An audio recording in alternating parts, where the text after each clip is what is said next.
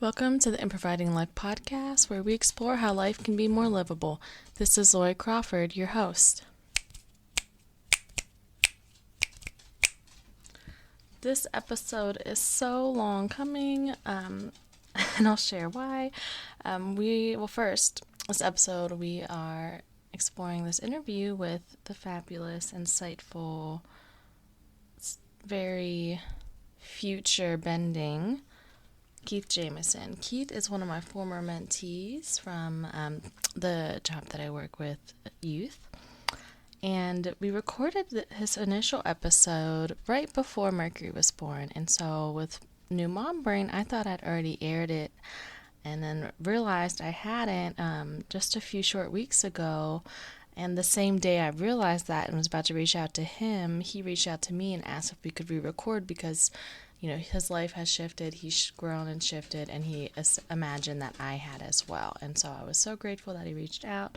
So we did re-record this, and I wanted to give a little, a quick teaser or, lead into this. Keith is someone that when he shares out, I am so wonderfully reminded that all of the bullshit limitations and standards that society puts on young people as not knowing anything are just so false. Keith is so very wise and has really taken time through his life to build a practice of reflection, one that's relevant to him as a Black man, and has this very gentle and powerful gift of questioning things while holding space for the difficulties that come up from doing what he knows to be right for himself and for those in his community and his peers and family, just all the different layers of space he's able to hold. And so, some of the high level things that really came through, as is with the title of this episode, is really how do we sense make through what's relevant to ourselves, right? And this one other part, and I don't want to spoil the whole episode, but it's something that I had thought of, but again, it's every time that Keith says it, there's just this different way it resonates, at this point of decision makers seldom have to make do with the decisions they make. That is so powerful. And so I'm so grateful for Keith in agreeing to be on the podcast, and then again, recording our episodes twice. But I also just want to give this opportunity for us to be supporting Keith financially. He's finishing up college. Any of us who have experienced college, or really any emerging adulthood situation, whether that's college, work, what have you, there's just so much happening.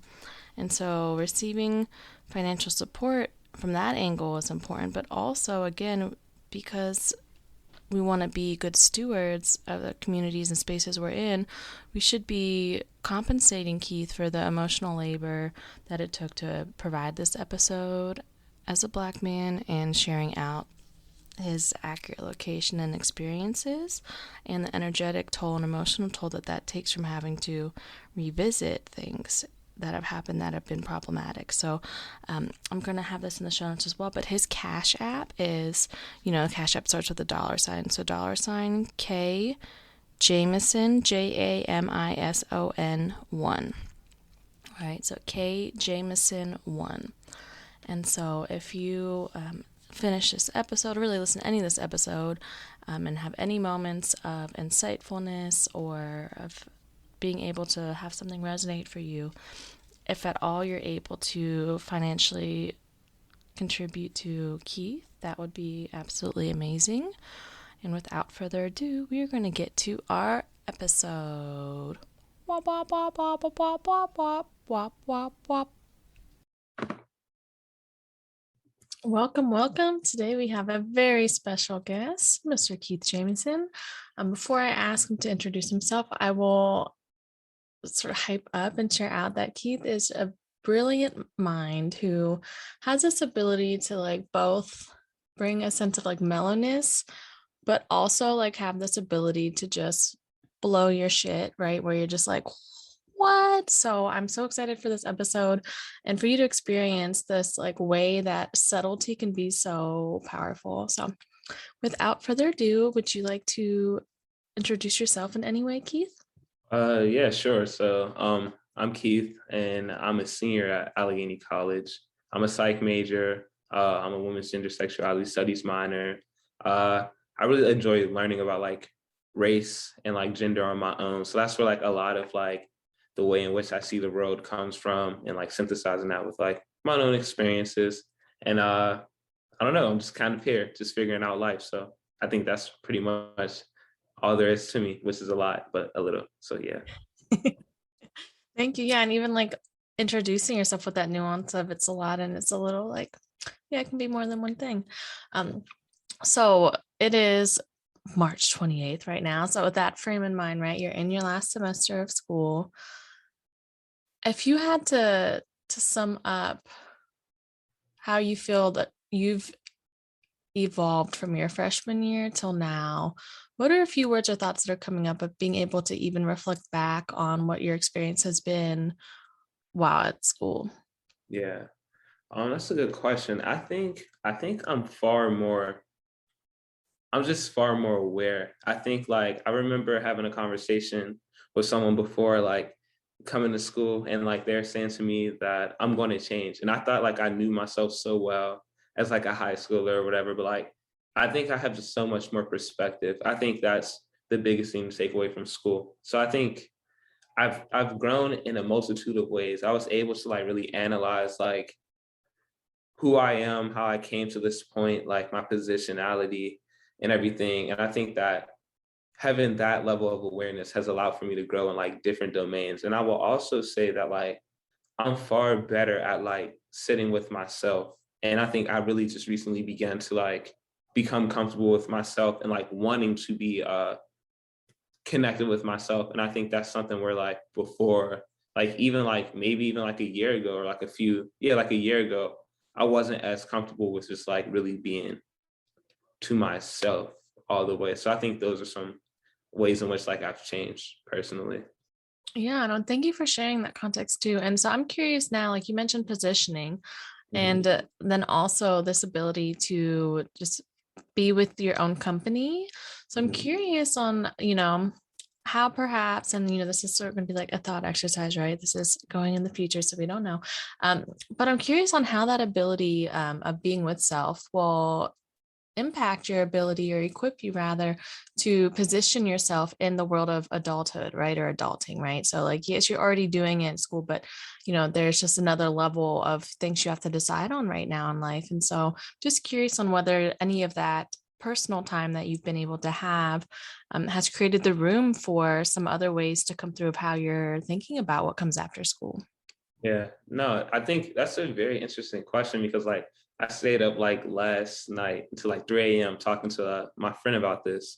I think like in terms of like adulthood, I think this is the first time where like, so okay, it's a lot.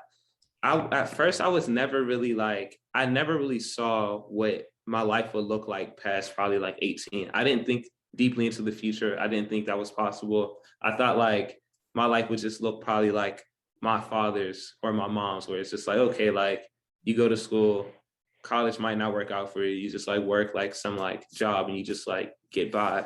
But I think now, like I think about being present. Like being present is just really important for me. And I'm understanding that like to get myself together, I have to leave away from home.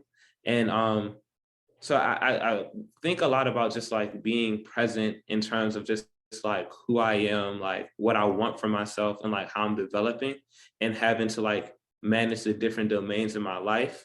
Like for an example, like 9 times out of 10, I'll be physically disconnected from my family because I'll be relocating. So that's going to require for me to be like fully aware and present of like where I'm at in terms of like work or studies, but also like being present and aware like where my family is and like how do I manage that along with myself. And I think also like I'm relatively excited because like I said before, like this is the first time like where I really just want to be by myself. And I think it will open me up to like a lot of experiences. Like I'm going into like the next stage just thinking about like what do I want for myself in terms of like my career. Like, what do I want? Like, what do I think is really just best for me? Not like best for me and a partner and best for me and some friends, like really just best for me. And so I think like, I don't know if that quite answers your question, but like those are kind of the thoughts that I've been having. And I don't know. I do know I just want to be like present, if that makes sense, with anything that I do moving forward from here. Yeah, no, and permission to have the idea of answering a question really be like just honoring what's coming through, because that is the answer, right? Is whatever's relevant right now. And I'm really glad that you both shared and started to flesh out this idea of you were saying like being like dislocated but also located within those different domains in life. So I'm wondering, like whether your actual like coursework or like what you've been both self-teaching and then in a physical space to be learning around psychology um, has given you a different sort of sense of like way to put words to your experience, or your like just being able to like sense make things, or whether like a lot of how you were sharing that of like location, dislocation, the domains, like whether that is something that yeah, you've been talking about before, like in your writings and whatnot, because I know school is like a lot of writing. But yeah, so I think that was like 8 thoughts. Let me rein myself in.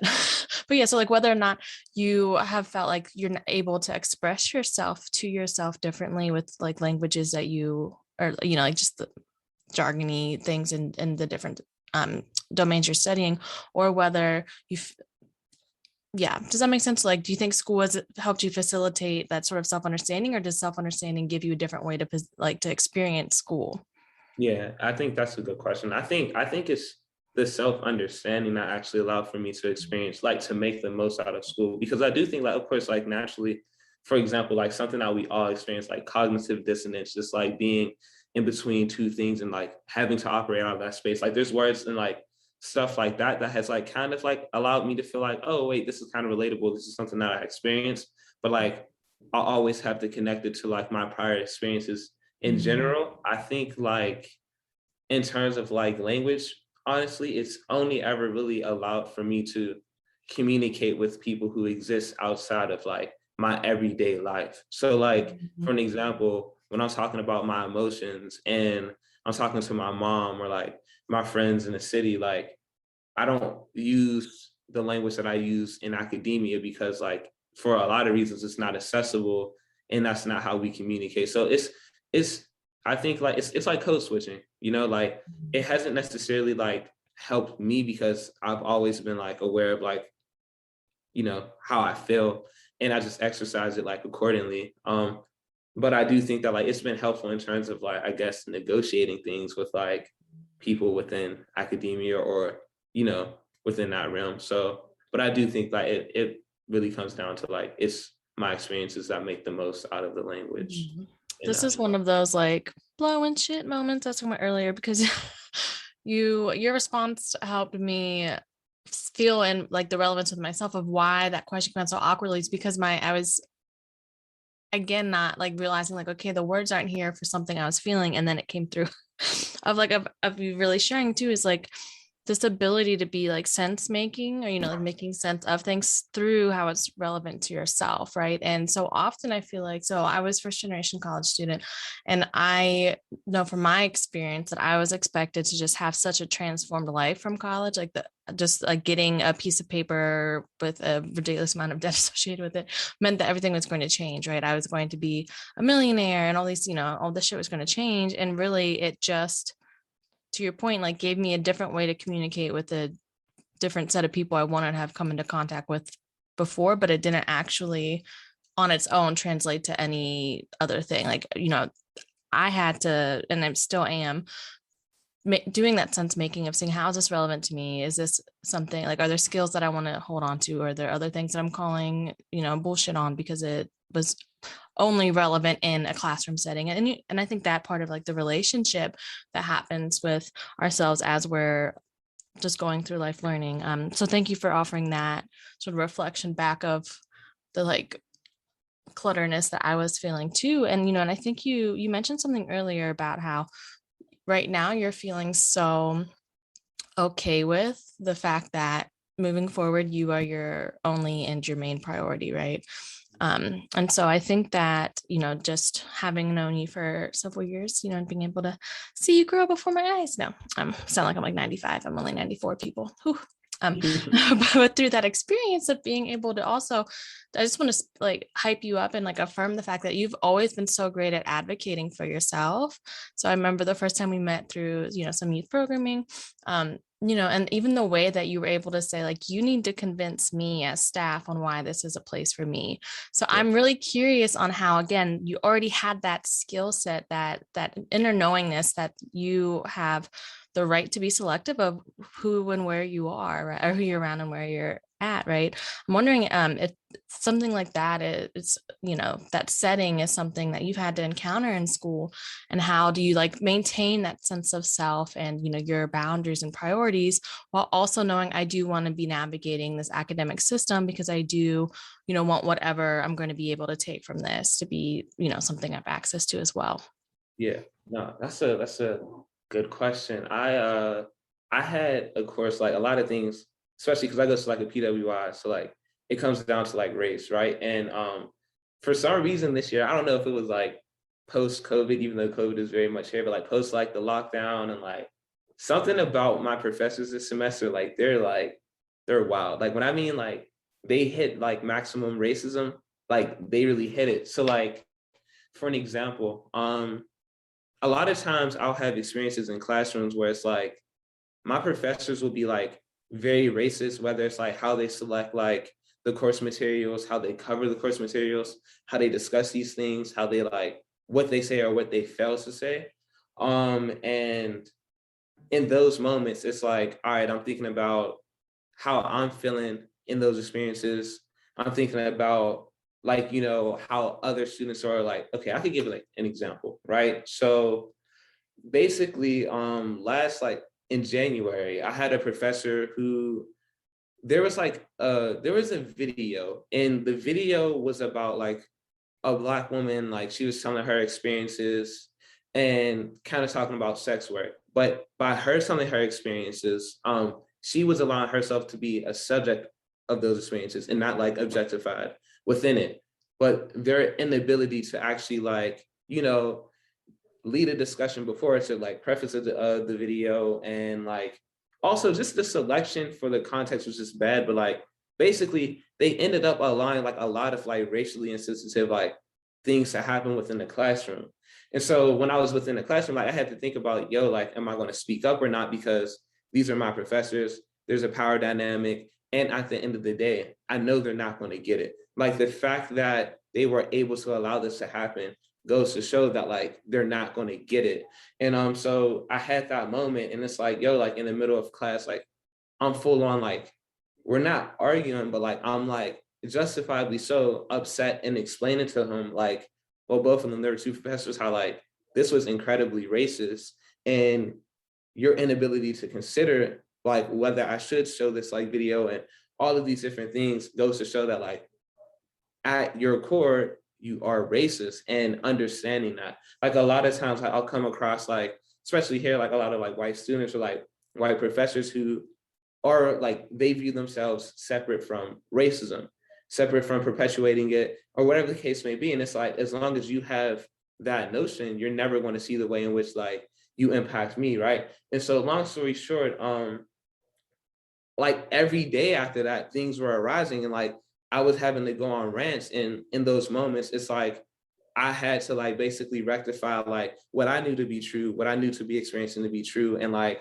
what they're trying to kind of like how this naturally gaslights me, and how I had to start to think about the fact that like, wow, like academia and here on out, anything that I go into is going to be like deeply racist, because the reality is just like this is a white society that like I'm living in. So I've been having to have those conversations. Like every time I write a paper, it's like I'm knowing that like I'm speaking for them to understand it, not for me to understand it. But because I already know it, like I know these things to be true. So I don't know if that quietly like if it quite like aligns with that, but I do think that like every day that I navigate this campus and that I like, I engage with like these professors or my peers, like that's when I'm having a moment where it's like, like what is this actually offering me? And I think like for a moment, it would be a lie to say like I didn't question if I should even like continue on this journey after undergrad, because I'm like, yo, this is what I have to deal with on the daily. I don't know if it's worth it.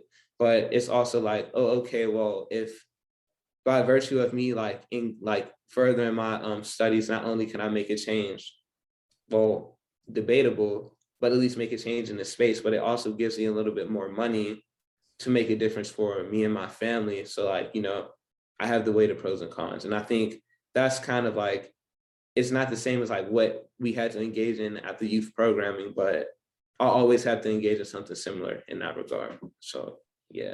Well, thank you for sharing first off. And I just want to model too, especially for any white people listening to this, to understand that a share like that is emotional labor, right? So at the end, I'm going to have you make sure you share your Cash App or any type of donation based thing. So that way we can make sure that we're compensating you for that emotional like labor and trauma, right? And I think that that's something that's so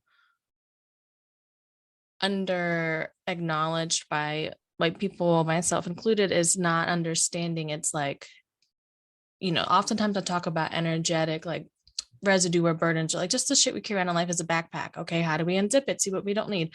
But there's an extra level for people, the global majority, who like that backpack doesn't always like you can't just take it off, right? Like it's almost like the backpack is like it's like a turtle shell, right? For example, like you just have that, right? There's not the same ability in society to be able to have that much separation. So I just want to like even name that too as something that that nuance that matters, right? You know, and in you sharing that out too, you know, you mentioned that in part of your evaluation like process, like do I say something right now in class, and to what extent do I essentially, you know, put myself that positioning, how do I position myself in this moment? Because no matter what, it's going to impact me more than the other people in this room, because the other people are the problematic white people who, you know, they're not going to get it. And then you sharing that, you know, there's something about whiteness and whiteness consciousness is like how pervasive it is in like the world, not just society in the US, right? About like how much whiteness wants you to be really committed to not getting it, right?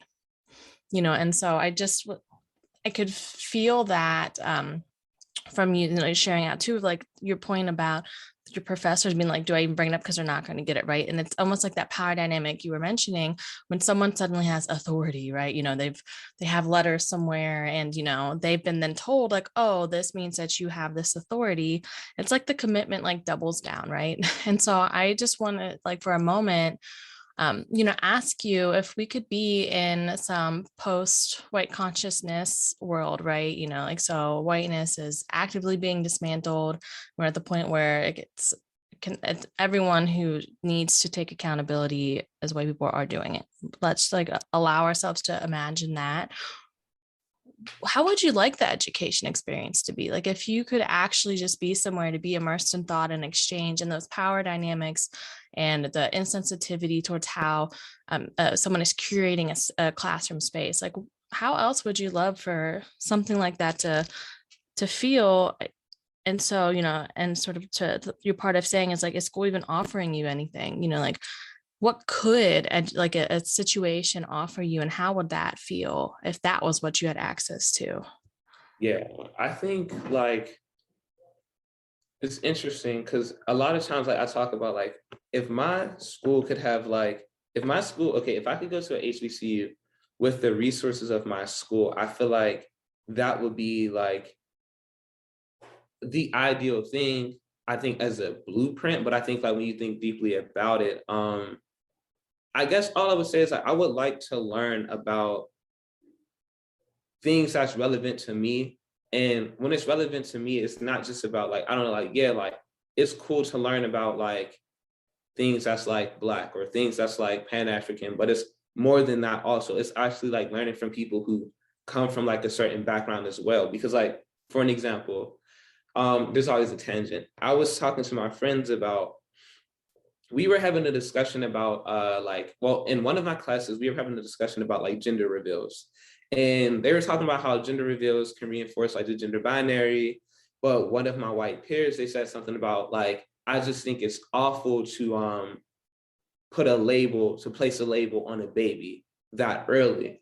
And and the reason why the comment bothered me, not because I feel like we need to perpetuate gender binaries. Like, I don't think that that needs to be the key. That needs to be that it's relevant to do so or whatever. Like, I believe that there is a spectrum, and all of these things binaries, they were socially constructed. It's extremely limiting or whatever the case may be. My issue was the fact that a lot of these discussions now, what I realized is these discussions are racially coded. And these discussions also, for an example, right? So I had to express to them, yes, it's very it can be very harmful to have gender reveals. But when you're speaking about gender reveals and parents who engage in it understand every position in which every way that people may be showing up. For an example, I expressed to her my sister, she had a gender reveal for my nephew. And I was expressing because my sister and of course my nephew is going to be Black, right? There was a lot of discussions about how his perceived gender may impact him, whether she was going to have a daughter or a son in this regard, whether what those consequences or what those implications may be. So as a result, right, my sister's a single mother. So inherently we know what comes with that. She's Black, my nephew's Black, right? There was a lot of conversations about what's it going to be for him to grow without a father, right? And what's it going to be for him to be perceived as a young Black man growing up without a father. And so I was explaining to them where it's as a Black kid, we don't have the choice of not having a label already given to us. So we know that this label is going to be given to us after you have all of these discussions. When you come to this notion of a gender reveal, in this regard, it wasn't even about oh, a boy is better than a girl or a girl is better than a boy. It's we had all these deep conversations. We had all this fear, all this anxiety, all this guilt, all this shame, let's just celebrate the fact that the baby is here. And I do think, of course, right, there's ways to do it that does not reinforce gender binary. But then again, let's think about this too. The fact that we aren't in the Black community, we're not gaining access to these resources. We're not having classes in public schools about women, gender, sexuality studies. We are being denied, and we are also being harmed by that. So it's when you understand a lot of people that you're making a case off of, first of all, doesn't have the resources to actually learn about the ways in which a gender binary is extremely harmful, and the fact that they have to always engage in these discussions and weigh the pros and cons. It's not just as simple as that. Or for an example, I was talking to them about I noticed in these WGSS classes, they always talk about how music and media and athletes always engage in just misogynistic ways, rape culture, all of these things, which is very, very, very much true. But what I noticed was every time they bring up a college athlete, it's the football players, but never the baseball players, never the hockey players, never the soccer players, right? And when I started to realize was oh, well, most of the football players on this campus are Black, so understanding where it's even if we're discussing one thing, because they don't actually have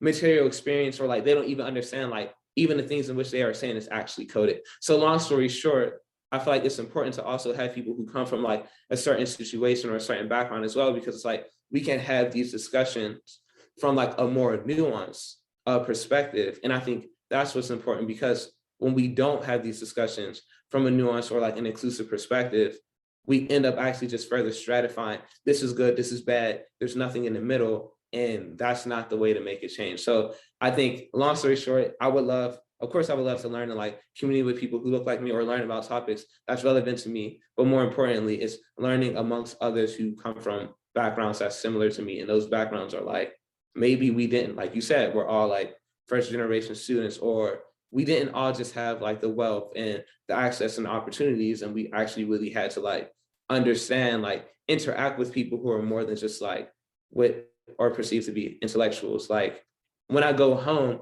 9 times out of 10, when I go home, I'm not hanging with scholars or academics, but I'm hanging with people who actually have to deal with most of the consequences of these structures, but their perspective is equally relevant. And I have just as much to learn from them. And I think that the way in which like things are now, we're so disconnected from anyone who's not in the same exact position from us. And that allows for us to really just say a lot of things that's like idealistic and extremely limiting. So I know that was a lot, and I don't know if it makes sense, but to me, it really made a lot of sense. So Yeah, well, one, and I don't think that you need to have anyone else affirm or say that it made sense to them, right? Like there was a saying, and now I'm glad we're both fans of tangents, where I read a few years ago and it really like shook my shit, where this woman had posted that she was watching her niece, and her niece said something, she's about 5 or 6 years old, and then the woman said, well, that doesn't make sense, and then he said, well, that doesn't make your sense, but it makes my sense. And that just changed so much for me, because it's like, how much more space is there to allow what's relevant for you to just exist as its own thing, if there's that idea that it can make sense to you, that that's enough, but, and your really wonderful detail that you were sharing out too, like a few things that were coming through is like at the end, when you were talking about decision makers, and like in time when you're not physically in class, you're not surrounding yourself in of similarly problematic space, right? And so like the idea of like decision makers seldom have to make do with the decisions they make, like that thought came through, right? And so like if we can hold that as like a literal lived reality, something that has come through for me about a year now, it's just this idea, it's one of those things where I don't know what to do with it other than just like voice it and let it resonate or not resonate with people. It's this idea that like we're all experts of our lived experience, except for we're all not given access to looking at ourselves that way, right? And so like you were sharing, like, so when you go home or you're with peers or friends or whoever, you may not be around academics, quote unquote, right? Or people who are, as society we're told, are intellectuals. But even with that, that's that layer you're speaking to of like coded language in there and anti-Blackness. And, and really looking at like the inverse of that, well, actually, you're surrounding yourself with people who are extremely intellectual and have their own lived experiences, right? But how as a society can we, especially we as in like whiteness, like consciousness and white people, just get our shit together even enough to the point where we're like allowing there to be room to breathe for everyone to be able to have access to that idea that you are the expert of your lived experience, right?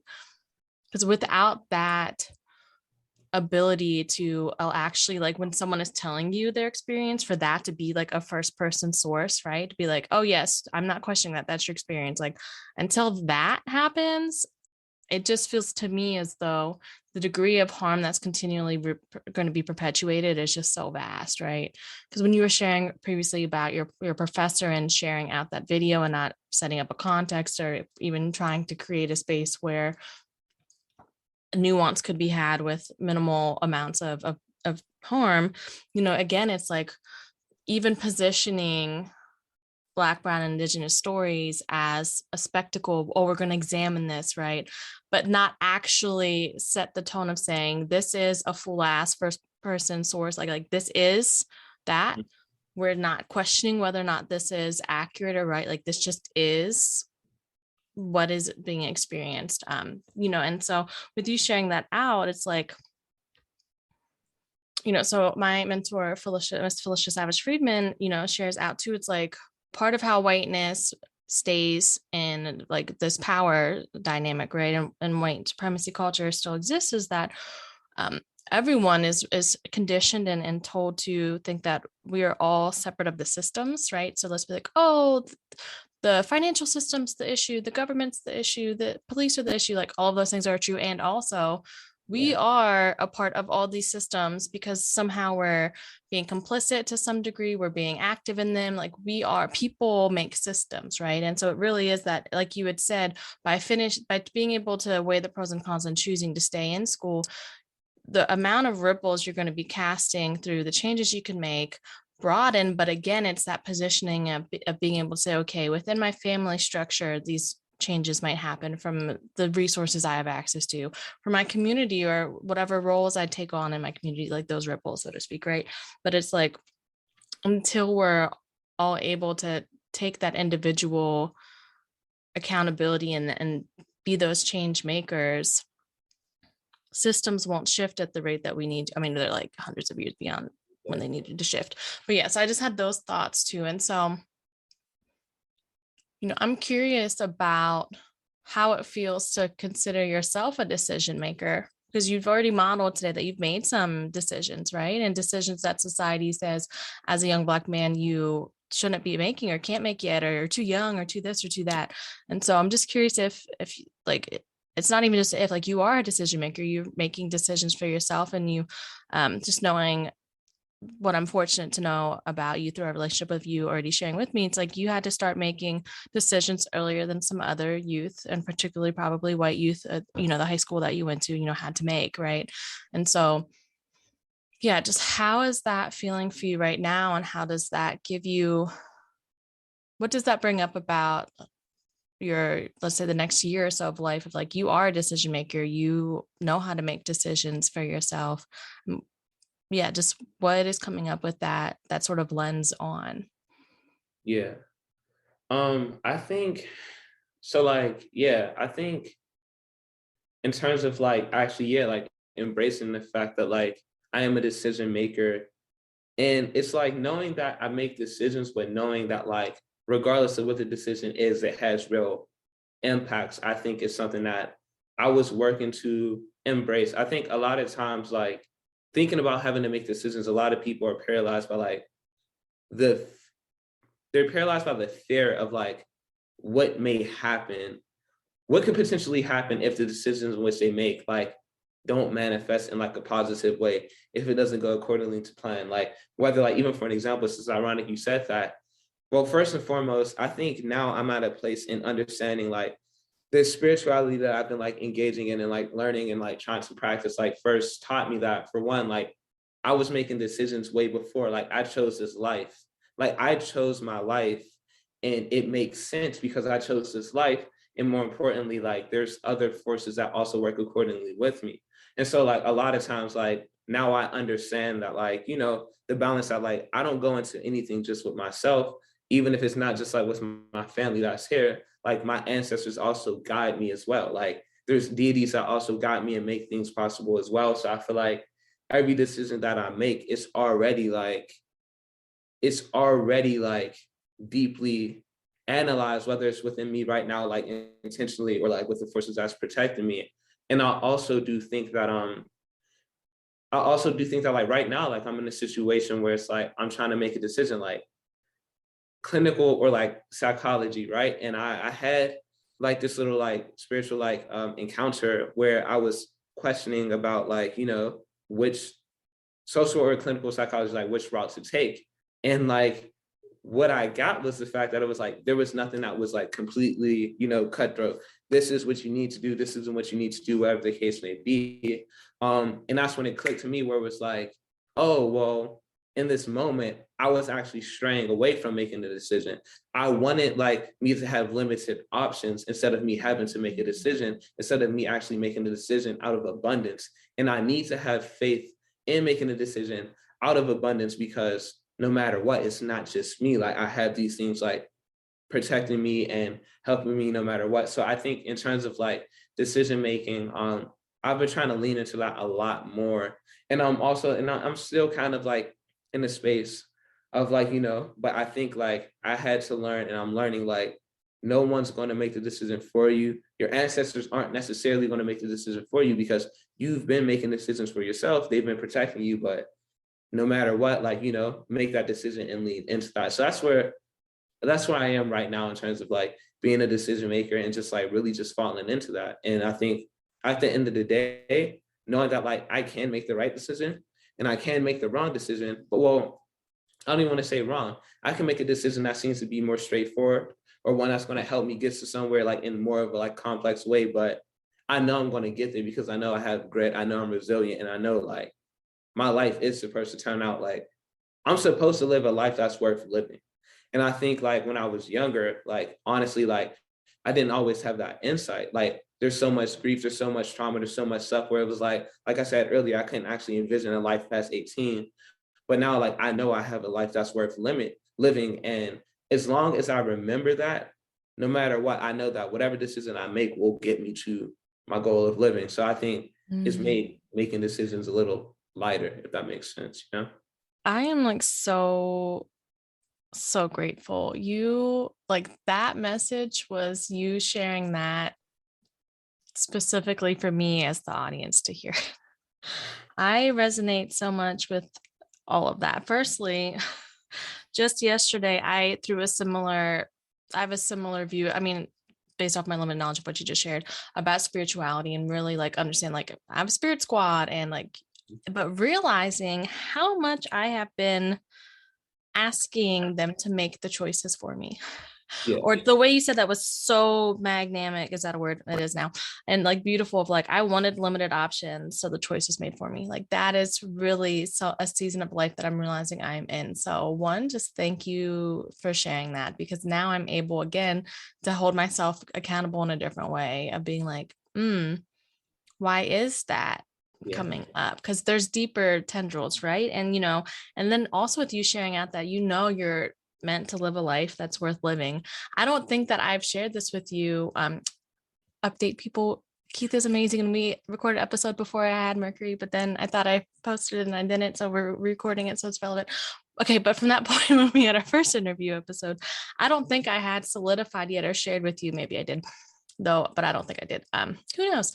Parent brain. But I don't think that I shared with you that like really I allowed a focus to come through with my reason to be of service and my stewardship and my business of this idea of exploring like how life can be more livable. So even you being able to bring in that of realizing like, okay, I know my life is worth like living. And then how do I have access to different choices and choices I want to make? Because that's really the lens that I'm able to see things through now. Like, because it's not just about choices, right? That's one way that white supremacy culture really keeps all of us in like perpetuating systems of oppression is by thinking there's a choice: go to school or don't go to school.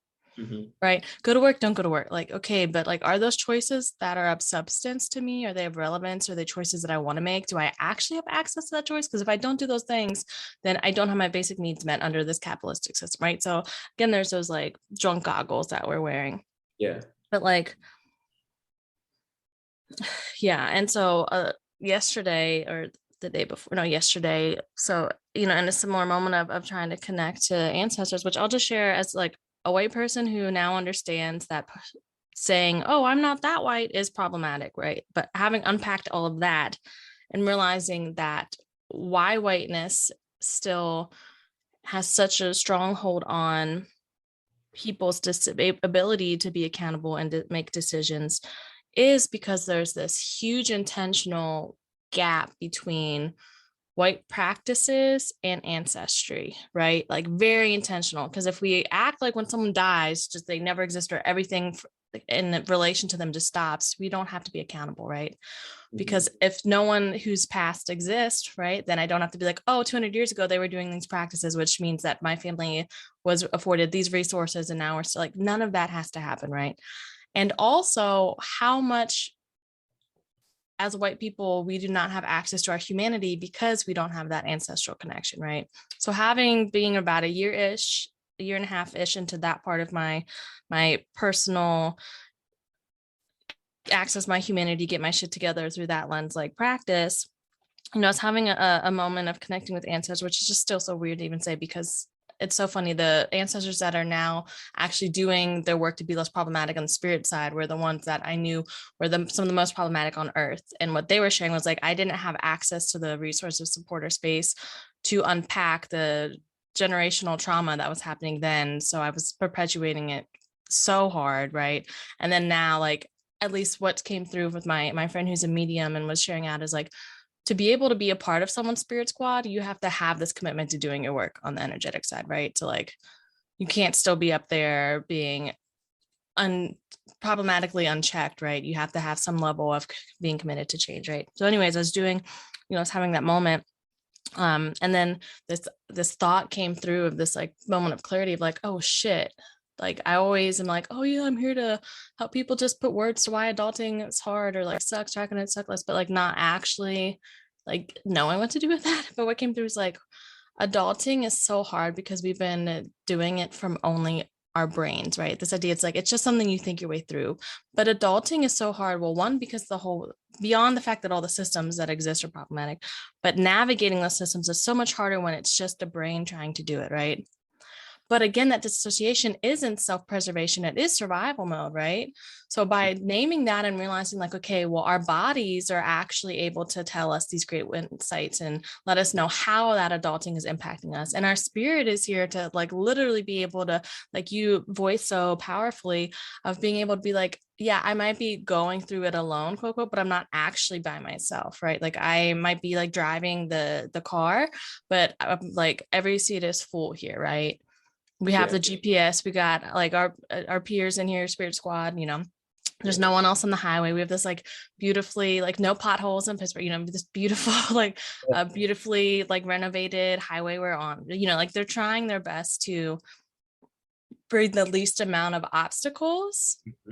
And then also, as long as there is a majority of people who are disconnected from that reality, that adulting is a body, spirit, mind like situation or relationship, right? There are going to be those bumps and things that get in our way, because again, our spirit squad can only do what they can do, right? And it's about more and more people being able to have access to choices, not only that they want to make, but that when they make them, they're doing it with the least problematic decisions, right?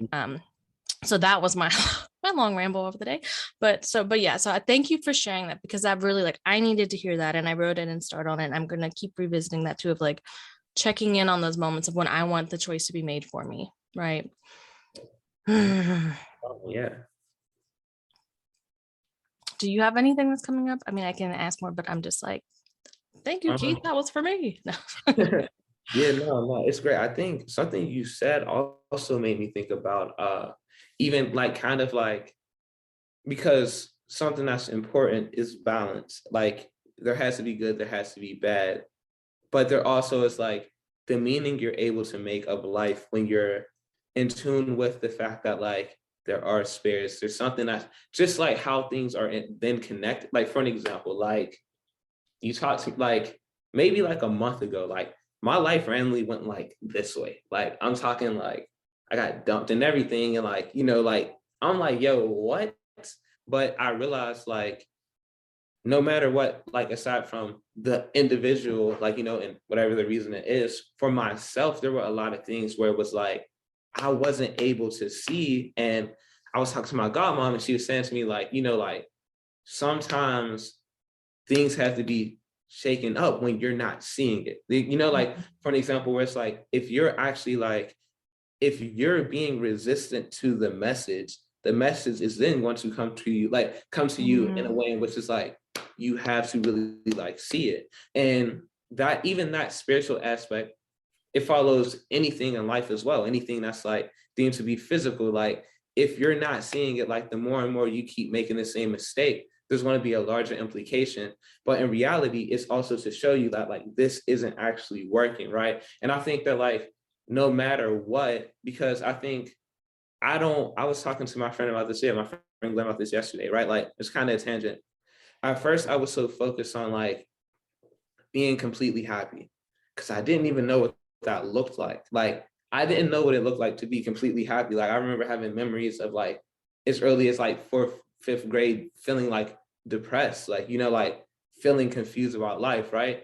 And being in that constant cycle of just trying to be happy, I had this very like skewed way of actually viewing life, but understanding now where it's like, I want to be in a place where it's like, no matter what comes to me, I can be present, I could experience it, and I can understand there's a balance, which means like, yo, like, and of course, like there are different things in life socially, whatever that makes certain things like harder. So like also keeping that too in perspective. But for myself, like understanding that like, yo, there's going to be good, there's going to be bad, but which also means like, yo, like this good isn't going to last forever. So give thanks, do what I need to do to be present, and also like realize like when this bad comes to, it's not going to be here forever. So continue to give thanks, do what you have to do to be present, and make it out, right? And I think that, long story short, I think that same notion comes with like with spirituality. Like it allows for me to make meaning out of what's actually going on in my life. Like whether it's like, yo, like I took this L. Why did I take this L? Why didn't I get this opportunity? Instead of it being like, yo, like down on myself, super just like, oh, life sucks, this, or whatever the case may be. Like, it allows for me to turn inward into question, like, what could possibly be the reason? Whether it's like I said, like getting like dumped. It's like, dang, this sucks, but like, what could be the reason? What could I take from this? And what could I take from even after that? Like, how do I maneuver this? Like, how am I present? How do I continue to like, like work on myself? So I think that like, long story short, what you were saying, it's like, you know what, like, I'm not even focused on just being completely, because I think like with Christianity for me, that was something that I practiced like before like what I'm like engaging in now. And there was always this belief that like everything's supposed to be perfect. Eventually you'll get to a place where like everything is perfect. And that just didn't resonate with me. Like I don't want to have a dominant, like, view of like things are always going to be perfect. And, like, how do I make this like shorter? Moderation and reciprocation and balance is just important. And when you understand that, you understand the way in which like things flow, how I work in accordance with other things, other forces. So long story short, it's just like I'm able to make meaning of things and to not be discouraged or deterred, and to also not be like, I don't know, like ungrateful of where I'm at. Like whether right now I'm in a really, really good wave, and I'm appreciating that, and like I'm cognizant of it, and I'm just thankful. And I think that probably in like the next 2 years, where like I'm a broke like student trying to figure out like what my life is going to be, I need to remember like, to still be thankful of that and to make meaning of that in a way in which it's like helpful for me. So yeah. What's so funny is you just almost answered what the thing that popped in that I wanted to ask next. And that was gonna literally be of like, I just have this curiosity of what today, right now, Keith would want to say to 2 years from now, Keith. Mhm. And and you essentially like said that, but if there is something else, that is coming through, share that. But you like set yourself up really nicely for that to be, that segue. Yeah. I mean, yeah, besides like to remember that like I'll make it out, I think like I don't even like, I don't know. I don't know. I don't really know if there's anything else I would tell myself 2 years from now, because like I think that's what I really need to be cognizant of, is to not, and I think as long as I'm cognizant of that, like every other thing will continue to function, whether it's like me taking care of like my nephew and my family, or whether it's like me making a decision like what to do next. It's just like, I feel like as long as I'm cognizant of the fact of like how life works, this balance of like the good and the bad, everything else that I'll do, it'll just make sense to me. So I don't really have anything else, Oh yeah, no, that's like, and I'll connect with you later after this. I have like a corny thing that I wanted. Okay, I'll tell everybody. I was like, okay, I'm gonna like 2 years from now have that as a like recorded message and randomly send it to you. Mhm. But now because I like giving people surprises, and luckily the thing with life is so much will happen in 2 years. It might be a surprise because you'll be like, why is Lori sending me this random message? I'll be like, surprise. But also you like, I love full circle moments, and I'm having like such a visceral one because it's like back to where we were first having our conversation today. Is I'd asked, it was the really sloppy question where the words weren't coming about like sense making, and whether like having different words come into your toolkit actually helps sense making, and whether it's actually you being in that experience is like that part. But two, you were, and what you were just sharing of like that message to your future self of just as long as you're able to have that cognizance of like that life has that, like you said, moderation, reciprocation, and balance, right? Like as if that can be something tangible, that is how you're sense making. And at the beginning, you had essentially said that like your sense making happens through like the relevance of what's happening in relation to yourself.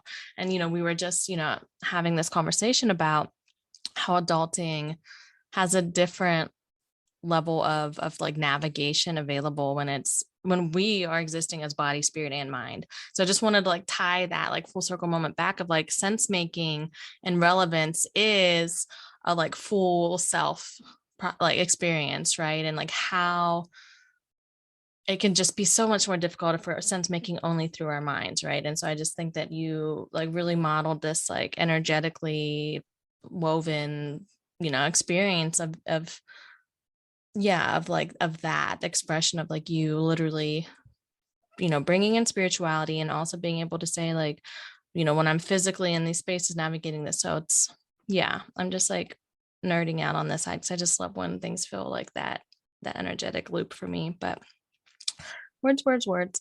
Um, I know we're coming up on our time, but I did want to make sure I left ample opportunity for you to share out anything that you're like excited on or working on, ways that people can support you.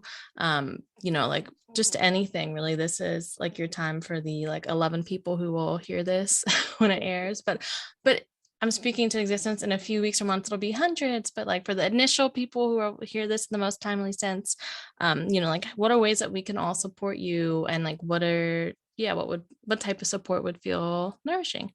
Yeah. I mean, like I always like money, but no, but well, money. Oh But yeah. besides money, no, I do think like I don't know, like opportunities too. Like right now I'm really looking for like opportunities within like psychology labs or whatever, just like after like undergrad to like get more experience and to just, like so opportunities like that. I'm open to like connecting with people, just like things that's going to make this whole adulting thing easier. There's a lot for me to, well, I don't say easier, but with more insight, there's a lot for me to learn. I do know that yeah, right. I did have a podcast, deconstructing male fragility. We haven't literally like it's been inactive for like a while. It might just be dead, but I don't know. You can still check that out. I don't remember the like DCMF podcast one on IG. But I don't know. There's really besides like I don't know. There's not really like a lot. I mean, yeah, there's It not a is lot. totally okay to have a valid ass, a bit like receptivity to money. Like that can be like if that's what's accessible for, and to make sure we're compensating you for your emotional labor and sharing out your just like massive amount of wisdom and insight. So how can people financially contribute to, thank you for that energetic exchange today? Um, I mean, I have cash app. I could. Would it be more helpful for me to just send Yeah, it you to can you? just, yeah. So this is what we'll do. It'll be in the show notes and on the outro I record for everybody. So keep listening. I will make sure that I verbalize it too in case people skip over the show notes because I don't know if people read those. I don't know what people do, but I want to make sure that they hear it. So I will include that in the outro. So that way people know that. And also, I just want to like super duper thank you for reaching back out and like bringing it to my awareness that I hadn't aired the last episode and being willing to re-record and asking because that was like super helpful, and everything you shared out today, it feels like something that I really needed. So I just wanted to thank you for that. And Keith already knows very well that I'm an awkward person, so this will not be a surprise. So let's see. Okay, you were going to imagine that you are working in your whatever facet of psychology field you would like the most, right? And you're walking into your place of business. What sound would you really like for the door to make when you open it? And that'll be how we leave today. What sound? Yeah, like what do you want to be greeted with when you walk in? What would be like instead of a ching, like a little regular, unless you wanted to be like a little ding, what would you love for the door to greet you as? Uh, like okay, so the actual door, not Yeah, with like the when you open it, there's going to be something that's like activated, yeah. or the door can talk. You take in creative freedom here. I would like like the sound of like the wind chime things. Mm. If it was something like that, I just like that sound. Like yeah, so that'd be cool. Yeah, Literally, as you said that, it starts getting really windy outside. So my wind chimes outside are probably like, ding, ding, ding, ding. No. I would like to hear that. That's always chill. Yeah. Well, I am going to yes and that and hope that the winds of change are as favorable to you as can be these upcoming weeks. And thank you so much, Keith. I just super appreciate you. And everyone, again, I will mention those details so we can continue to financially compensate Keith for his wonderfulness. Thank you. Thank you. Wop, wop, wop, wop, wop, wop, wop, wop, wop. All right. Thank you so much for tuning into that. And again, I want to reiterate what I shared at the beginning, that Keith's Cash App is $K Jamison 1. So that way we are financially contributing and reciprocating the emotional and energetic, sort of exchange toll, just reality that was shared there.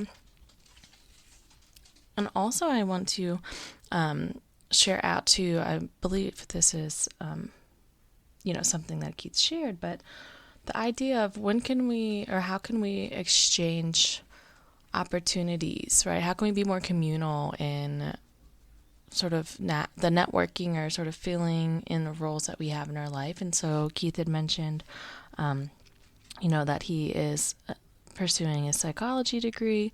So if anyone listening to this has any ideas of or opportunities for paid internships, job experience, project experience that are in the sort of intersectional psychology, identity, social activism spaces, please let me know, and then I can get that information to Keith. And I'm really just hoping that we are able to sort of take from this a few questions. I want to just share one of those right now, is really asking ourselves, what is school actually offering you? But we can sub at school. What is work offering you? What is this relationship offering you? What is your role on the PTA offering you? Whatever is relevant for you. But starting to actually ask, because oftentimes when we're in spaces, the assumption is that we should just be lucky that we're invited, right? But what is actually being offered? Is this place still a best fit for me? And then secondly, to sort of tap into that too. What happens if our decisions and ideas don't go to plan? How can we be able to hold a gentler space for ourselves? And what does that practice look like? And then thirdly, Keith mentioned this balance of moderation, reciprocation, and really having a spiritual practice, and that bringing balance to life. So how can you explore this idea of moderation, reciprocation, and balance? And then how can having a spiritual ancestral practice support you through this? So I just wanted to highlight those three questions as they felt very just poignant, and also wanted to give you something more to chew on since Keith gave us so much wonderfulness to sit with. So I want to again thank you for everything. If you need to reach out, you can email at hello@loricrawford.me. You can also visit on Instagram at improvide.with.lori. As always, I hope you have a razzle dazzle day, and if that's not available, you can put an F on front and have a frazzle dazzle day. See you next time.